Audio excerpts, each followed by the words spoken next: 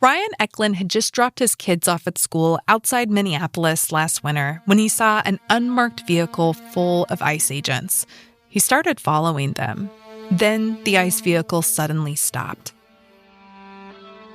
And at that point, about 5 different ICE agents approached my driver's side door, and one of the ICE agents opened my door.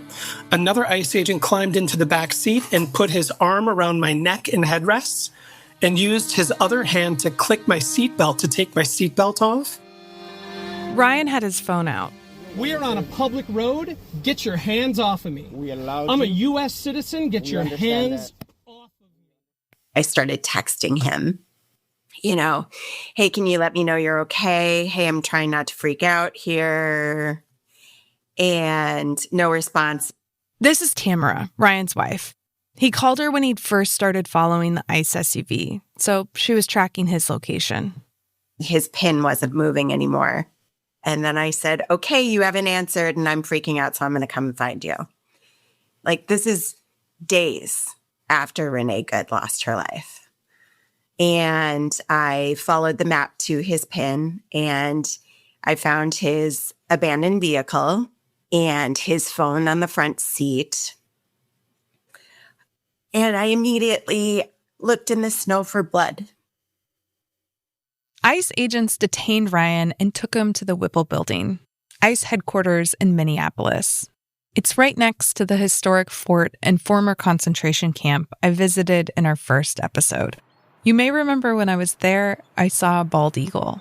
Look at him. He's coming right towards us. Told you we were going to see one. They nest near the river. As we were getting on the freeway to go to the federal building, a bald eagle flew over the overpass. And the ICE agent in this passenger van said to the driver, hey, look, see that? It's a bald eagle.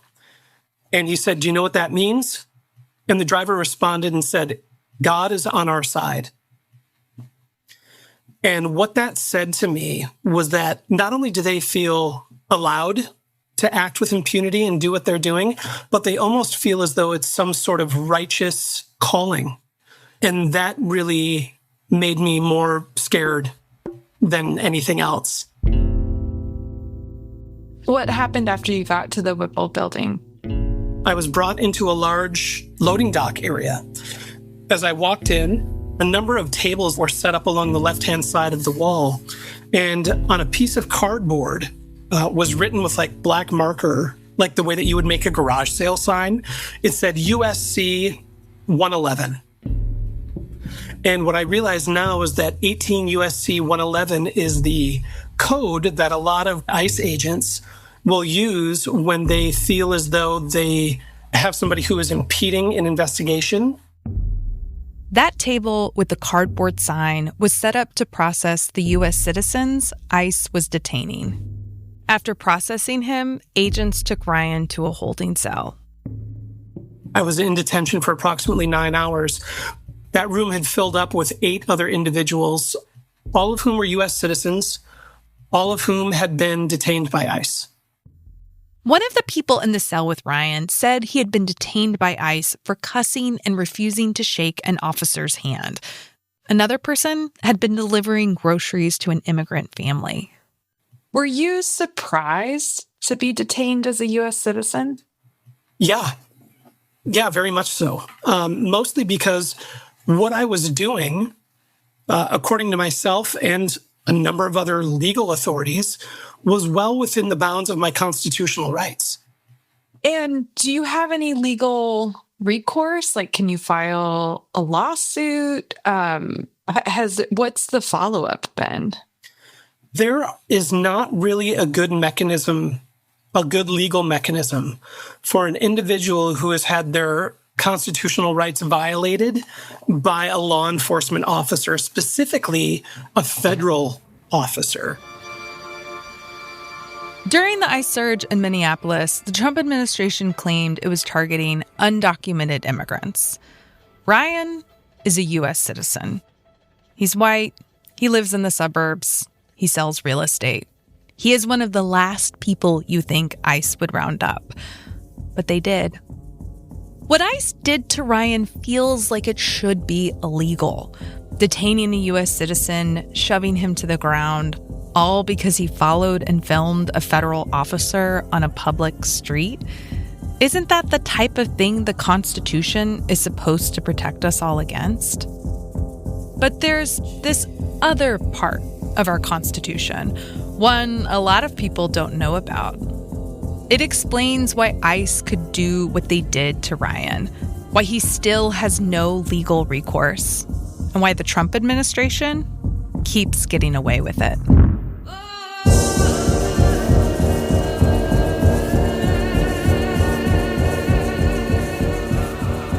You're listening to First America, the true story of how the United States came to be and how our current political moment is 250 years in the making. From Pushkin Industries and Critical Frequency, I'm your host, Rebecca Nagle. Gohin Dawadon Jalekayetli Gela, citizen of Cherokee Nation.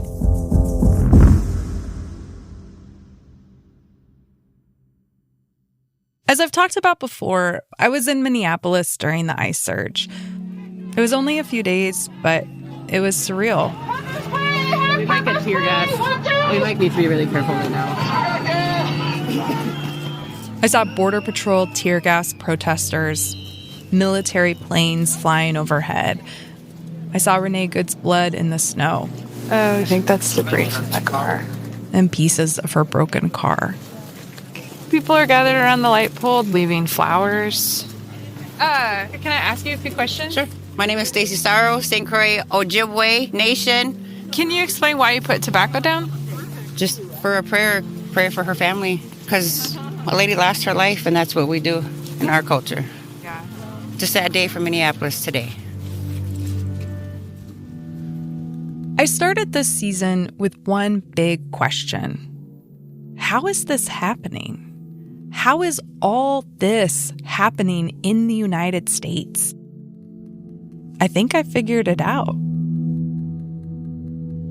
Everything we've covered so far, the building of the military, the theft of native land, the real reasons for the American Revolution, genocide, these weren't isolated events. They weren't one-off bugs. Together, they built a system. So when people look at current events and say, the Constitution doesn't allow this, the reality is more complicated. In many ways, it does.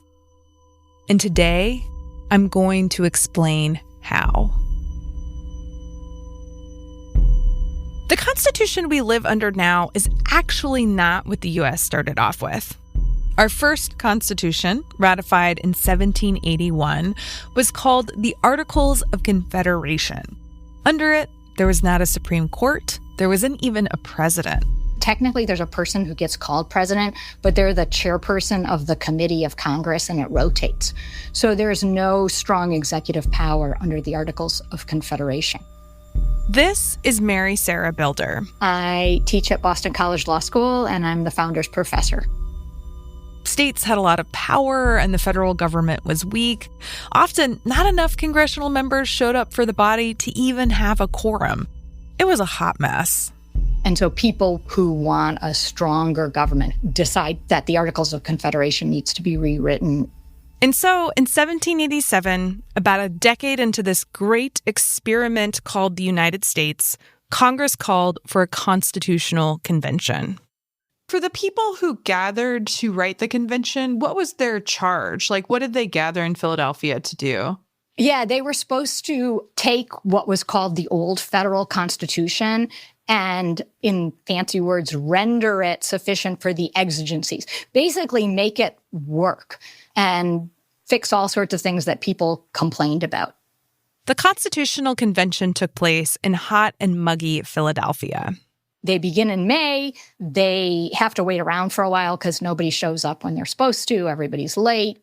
There's then a committee to write a first draft. They debate that plan all through August. So in the summer of 1787, our founders are in the State House, now known as Independence Hall, hashing it all out. They're debating how to structure the Senate and the Supreme Court. They debate how much power little states should get versus big ones. And they're building the government we all still live under. And then, in the middle of this historic, monumental summer, a surprising thing happens. A bunch of people leave. In July, basically members of the convention, who are also congressional members, go to New York. At the time, Congress met in New York. The Constitutional Convention is in Philadelphia. Most people assume Congress is going to take the summer off. But lawmakers have important business to attend to. And the major piece of business that Congress does is it passes the Northwest Ordinance. And the Northwest Ordinance creates a sort of blueprint for imagining the lands to the Mississippi as white states. Congress was desperate to pass this bill because the United States needed more land. As we've talked about before, that need was driven by money. This land is the same land the Miamia and the Chihuahua-Sipiwe Alliance were fighting to protect. It's also the land speculators, like the Ohio Company, were buying up. For that land to be valuable and profitable, there needed to be a roadmap for how the U.S. would govern it. Otherwise, who would want to move there? And so this bill is that roadmap. Unsurprisingly, members of the Ohio Company had a hand in drafting it. Here is how that map worked. The new territory would be governed differently than the original 13 states. The United States was founded, and then it set up the Northwest Territory under the exact same system for British colonies. This is Maggie Blackhawk again. She's a law professor at NYU and Fond du Lac, Ojibwe. The Northwest Territory was called explicitly by the founders America's first colony. And that colony would be governed by a unitary governor. That governor, a secretary, and a few judges ruled the whole thing. Those folks were all appointed. Most ended up being land speculators. Oh, yeah, no voting, no elections. The territory didn't even have a representative in Congress. Until there was enough settlement by mostly white male settlers to be able to petition for more forms of representation in the central United States government. Once enough free white men moved there, then the territory could become a state and they could have elections and representation. Our founding fathers decided an area of the United States wouldn't have the most basic features of democracy. Instead, they looked at the Northwest Territory and thought, what we need to do is to break down and move and fight and go to war with and massacre this other group of people because we don't want to understand them. We don't want to build a government that could govern them too. And so these two things were written at the exact same time. The U.S. Constitution and the Northwest Ordinance. The blueprint for U.S. democracy and the blueprint for U.S. colonialism. That summer, in 1787, when our founders were writing the Constitution and the Northwest Ordinance, they made a fatal error, one we almost never talk about. They thought they could have both. They thought they could build a constitutional republic and an empire at the same time. They thought they could have democracy over here and colonialism over there. 2 centuries later, it turns out they were wrong. The Constitution we all know, that blueprint for democracy, had some flaws, of course. But through the abolition of slavery, women's suffrage, the civil rights movement, the gay rights movement, and more, it got better. While still far from equal, we got closer to the founding ideals of this country. The opposite happened with the blueprint for colonialism. It grew. After the Louisiana Purchase, that territory got the same kind of top-down, no elections government. As the U.S. expanded from sea to shining sea, more land was controlled that way. Then the blueprint for colonialism got applied to places like Hawaii, Guam, and Puerto Rico. A generation of U.S. lawmakers liked the top-down way they governed those places. It was so much more efficient than democracy. And so they applied the blueprint for colonialism to immigration. It even got applied to things you wouldn't think of, like Social Security. At the same time generations of Americans fought for U.S. democracy, they also built and expanded U.S. colonialism.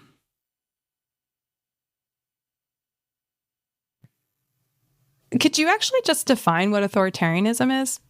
I think the word authoritarianism is sort of the shorthand word that we use for government that isn't representative, that's top down, that is not responsive to the groups that it exercises its power over. They often govern through force, through violence, but they definitely don't govern through consent. I prefer the term colonialism in the U.S. context because it taps us into the history. What we're seeing today is that the colonial system our founders created is taking over the democracy.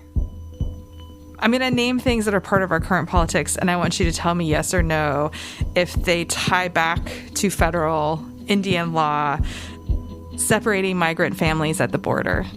Yes. Detaining migrants in detention camps. Yes.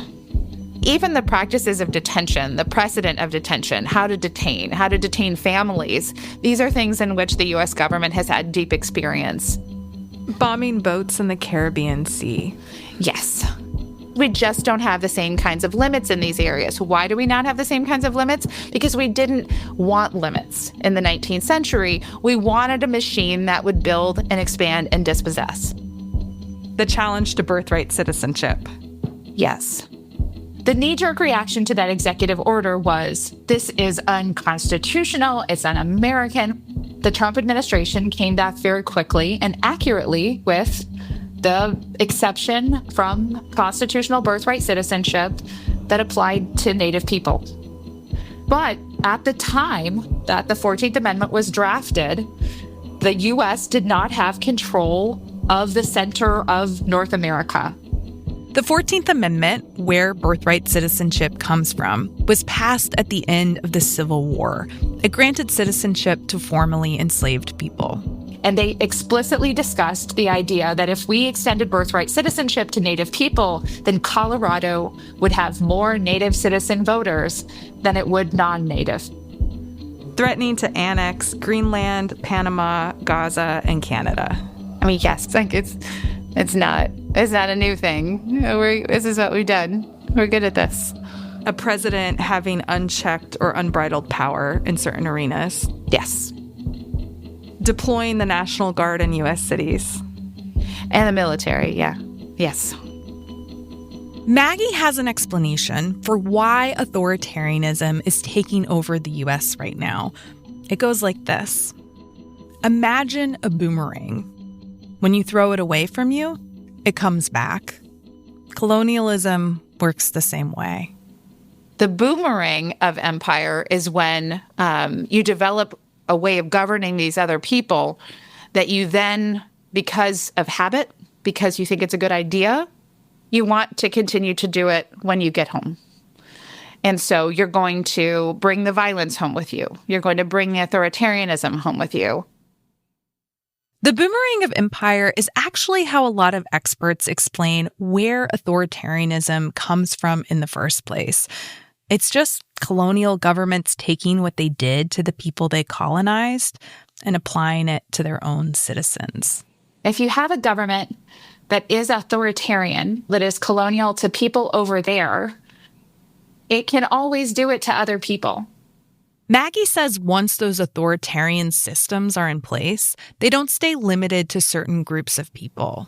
They could be applied to your neighbor. They could be applied to your university. They could be applied to your newspaper. And frankly, they could be applied to you. Something I've been wondering about is like, where does that understanding get us? How does it help us? So the inevitable question I get asked as a scholar of constitutional law is, well, how do we even uphold a constitution that was capable of this? No one wants to, especially when the house is on fire, to take the house apart and build it back together again. Because you're afraid if you take it apart, it's never going to come back together again. And I think that's the deep irony of growing up in America as a Native person. You have more belief in America than Americans do, because you've known that's flawed all along, and you've still fought for it and still wanted to be part of it. I feel like as a Native person, our history is often treated as niche, as this tragic, distant thing that happened in the past. And the assumption is that it's not relevant to the American present. The relationship between the U.S. and Native nations and Native peoples has shaped not only the lives and experiences and governments of Native peoples, but has shaped fundamentally the lives, experience, and governments of everyone else in North America as well. We just don't think about it and don't talk about it, but it's part of who we are. It's always been part of who we are. And that's not a condemnatory statement. It really is a scholar's plea of, if you want to understand the truth of what America is and the best way to solve the problems that America faces, you have to look at truly what the government has done. I think if nothing else, I hope what people take from this is the idea that what our government did to Native Americans affects them. Of course. It's their government. It's our government. Of course. It's not like it was really something about Native people that made Native people subject to violence. But the reality is that if you just think, oh, poor Indian country, those Native people, I wish we hadn't dispossessed them, and we move on, feel a little guilt and move on from that, that's the opposite of what you should do in response to this information. The hope is that you really let it settle in, not out of guilt, but out of complete, pure reason, the idea of reality. Because the moment that happens, the moment we are all better equipped and better positioned to deal with the government that we actually can control if we understand it. But if we don't understand it, we will never control it. A lot of what the Trump administration is doing feels like it should be unconstitutional. The problem is that for a long time, we've let U.S. presidents do such things to Indigenous people, to people in Puerto Rico, to immigrants. What is new about what Trump's doing is that he's taking the blueprint for colonialism and trying to apply it to everyone.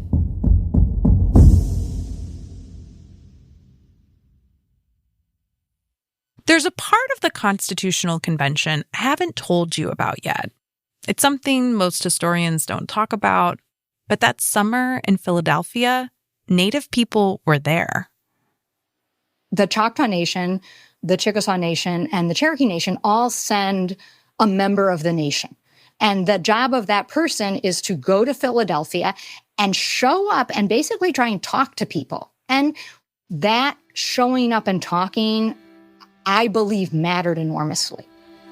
And it's just like it is today. Like, we know perfectly well that everything that happens in Congress isn't just because the people inside the room are just sitting around by themselves thinking of things. They're always reflecting pressures and concerns that are brought to them by people outside of the room. The representatives from Native nations had a specific goal. Their demands, most importantly, is to stop white encroachment, to have their territorial boundaries respected. Illegal and often violent white squatters were invading tribal land. Tribes wanted the U.S. government to hold those squatters back. Recent treaties outlined the boundaries of Chickasaw, Choctaw, and Cherokee nations, but Georgia and North Carolina didn't want to follow those treaties.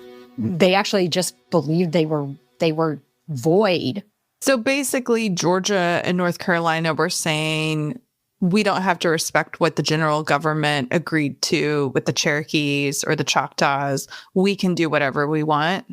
Right. Not only can we do whatever we want, but we can take all the land. We don't have to respect the boundaries. We don't have to respect any agreements. So Native leaders show up to Philadelphia to try and make the federal government enforce their treaty rights against those rebellious southern states. And they're not just fighting for those few treaties. They want to structure the U.S. government so states can't violate any treaties. The delegate from Cherokee Nation is a man named Shkonadoya. He's young, but he's the son of an important political leader, the tribe's beloved woman. The white press around Skontoya is really fascinating because they describe him in exceptionally positive ways, but using very racist imagery. So they say he's civilized in these ways that imply surprise. After Shkonadoya arrived in Philadelphia, he went to Independence Hall, where the Constitutional Convention was meeting. And he meets with George Washington in a very public manner. It's not quite clear whether they're inside Independence Hall or outside. George Washington says he's glad to see him, asks what's his business, and Skontoya says, my business is I'm here about white people encroaching on our lands. And so it's very explicit what the problem is. And then George Washington takes him by the hand, shakes his hand, wishes him success in his venture. The whole meeting with George Washington is written about in the paper and then spreads across the United States, kind of goes viral.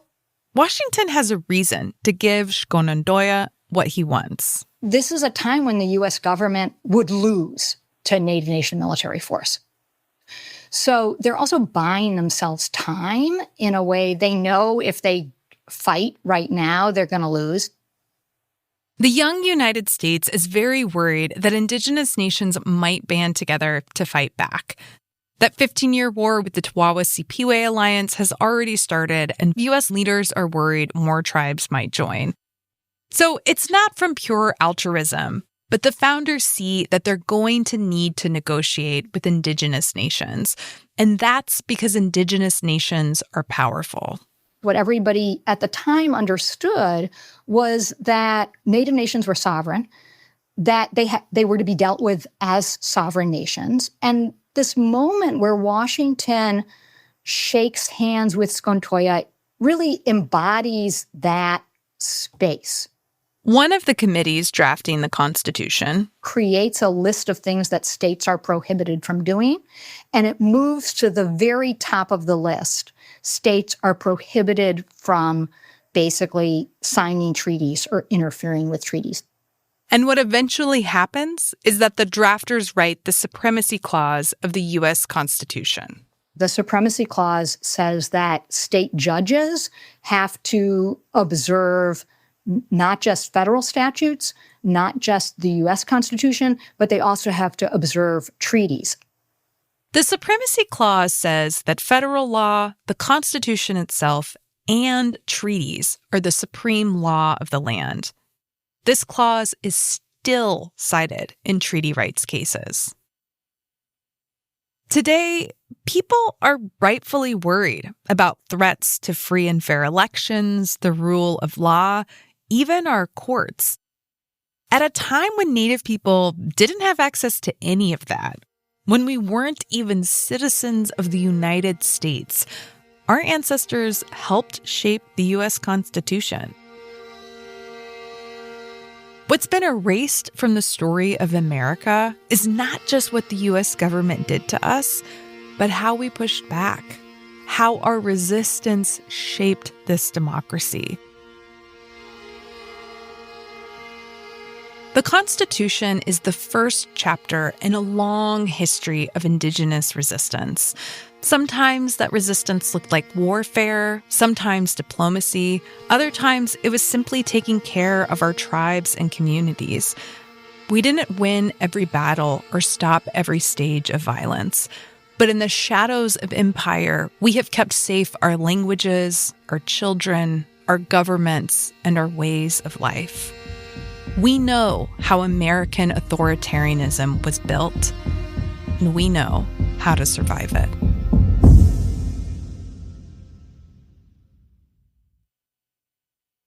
I've said before that if we want to understand authoritarianism, we don't need to look abroad. It's right here in our own history. The same is true for how to resist. While doing this reporting, I wanted to see the birth of the United States from the perspective of my Cherokee ancestors. And so I went to the place they lived in the summer of 1776. The same summer, our founding fathers signed the Declaration of Independence. It's 22 minutes. Start in Carplay. I know where my family lived because of this short biography about one of my ancestors named Ganadatlegi. As a kid, he lived in a place called Hiawassee. A few years ago, an archaeologist gave me the GPS coordinates of where Hiawassee once sat. So what town are we going to? We're not going to a town. We're going to a tree farm. Today, it is a nursery in far eastern Tennessee. I drove there with my producer, Jordan. Recreational users, please park outside of the gate at all times. Okay, we are recreational users. Yes. So we are in a tree nursery between planted rows of what look like very, very, very tiny pine trees. And it's nighttime. There's a full moon, so it's bright.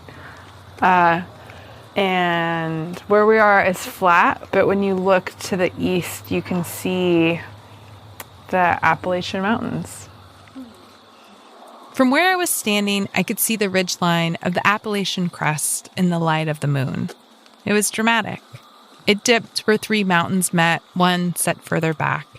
It was like they were calling to me, inviting me to come through this sweet gully they made together. I imagined my ancestors standing in the same place and looking at the same mountains.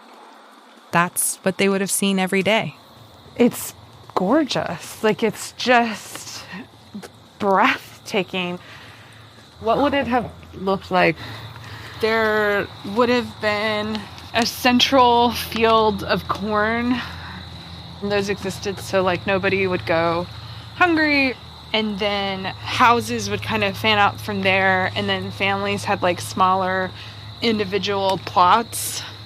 And so there would be like a stickball pool and like a council house and some other, I guess, like community buildings. And you can just imagine what it would have been like to live here. It would have been idyllic. During the Revolutionary War, colonial militias burned Hiawassee to the ground. The fire was so hot that glass beads fused together. Ganadatlegi and his family escaped in a dugout canoe. When most people think about the birth of the United States, they think about the Declaration of Independence. I think about my ancestor, Ganadatlegi. He was about 7 years old then, and fleeing for his life. Standing in the place he once stood, I felt what the birth of the United States must have meant to him. The view of the mountains is such a small scrap of what my family had before the U.S. expanded. But seeing just that scrap filled me with a deep sadness. We lost so much. For Ganadatlegi, the United States was not some great democracy or even a flawed democracy. It was an invading army. And that government that burned Cherokee villages to the ground so we would starve is still our government today. While I was writing this, Trump gave a speech about American history. In it, he said that people who teach our children that America was built on stolen land are attacking our country's future. I agree with him on one point. The fight over how we, the American public, understand our past is a fight about our future. It's a fight over what kind of country we will become. As Americans, we've done a lot in the last 250 years. We added more states, conquered the West, fought a civil war, defeated Hitler, put a man on the moon. But one thing we've never done is reckon with this history. We've never told a version of the American story that includes one of the most basic things about our government: what it did to Native nations. We are not just haunted by this history. We're stuck in it. And until we confront the truth of America's past, we will keep living the same American nightmare. After walking around Hiawassee, we found our way back to the car. Yeah. Do you want to walk across the field? Yeah, I'll do it. Yeah. Here we are. Wow, yeah, the stars are really pretty. The moon is amazing. The mountains were a few shades darker than the night sky, but my eyes had adjusted, and I could see them clearly. There's a Cheyenne Muskogee elder named Suzanne Harjo. She told me this thing that I've never forgotten. Indigenous people in this country operate on a longer timeline. And that timeline is longer going backwards, but it's also longer going forwards. And even when things feel impossible, that's why you never give up. As Indigenous people, I think we know this instinctively. I think if our ancestors had not understood this, if they had fought for themselves instead of future generations, I don't think we would be here. The moment we're living through feels urgent. It is urgent. The stakes are so high. But also, this moment was centuries in the making. It didn't come from one election or one leader or one new technology. It took a long time for us to get here. And it will take a long time for us to find our way out.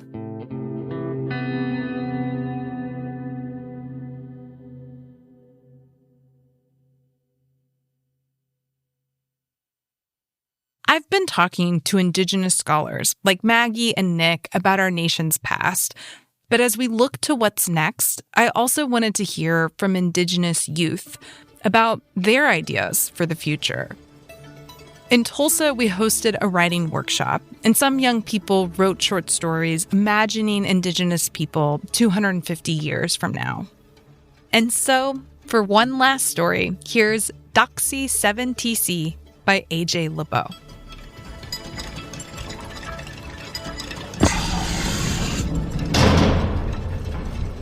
I snake through the depths of the docking bay into forgotten corners where broken ships lie dormant and in disarray.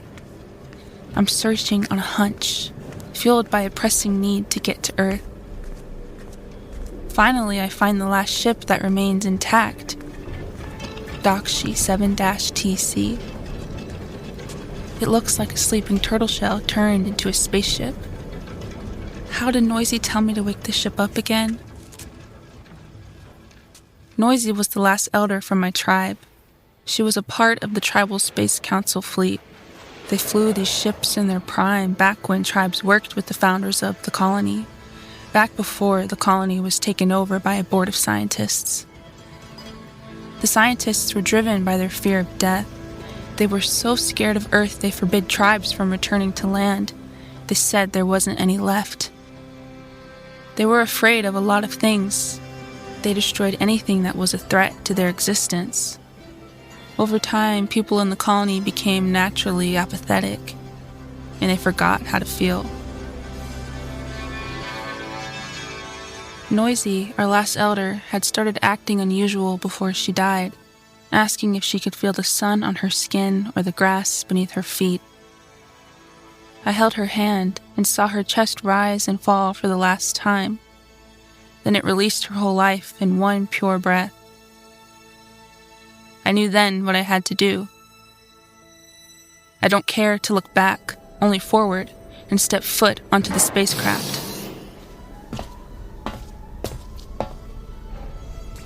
I feel its weight drop gently, like a paper boat floating in water.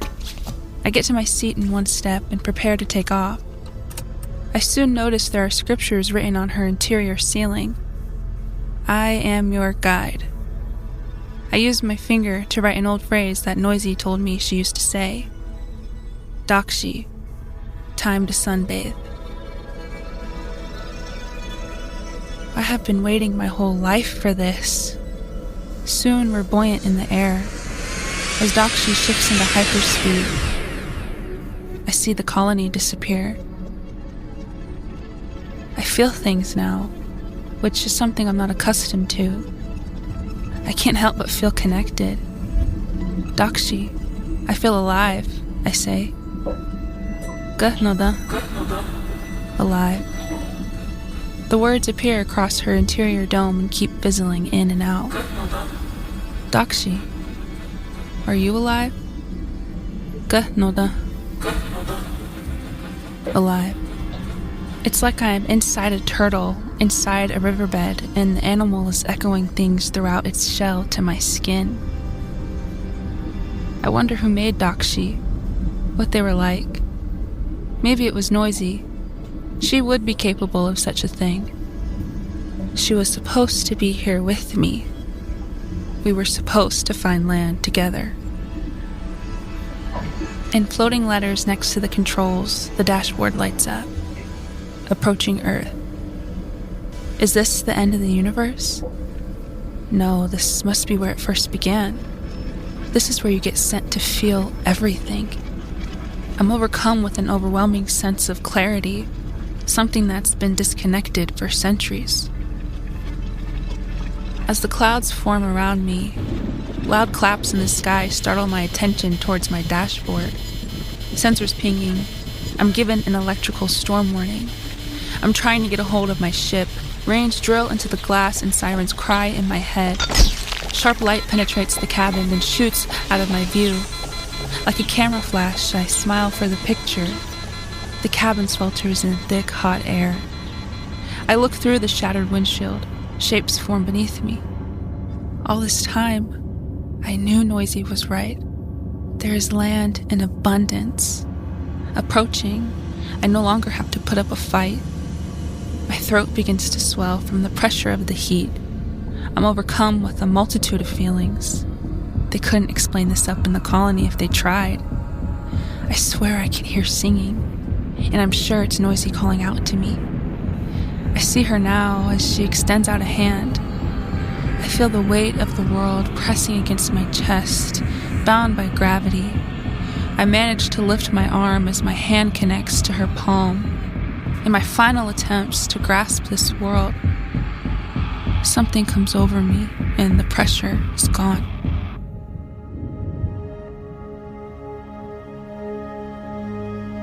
I've died.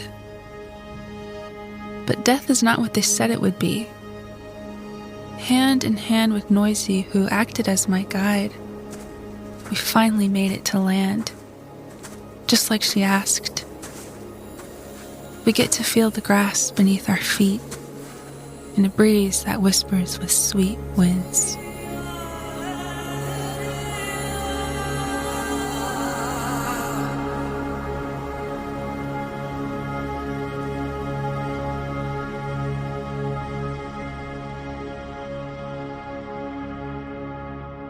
A.J. LeBeau wrote this story as part of an Indigenous future writing workshop led by Kashona Nota, who is an Inupiaq tribal citizen. All the stories from this workshop, including AJ's, are in a new book called From the Heart of Our Nations. If you want to read more stories like hers, there's a link to buy a copy in the show notes. There will also be a live reading of the stories this Friday, July 31st. You can join in person in Tulsa or virtually from anywhere. That link is also in the show notes. If you like what you've heard, please leave a review. It's one of the best ways to help more listeners find this show. You can also support First America by subscribing or sharing episodes with your friends.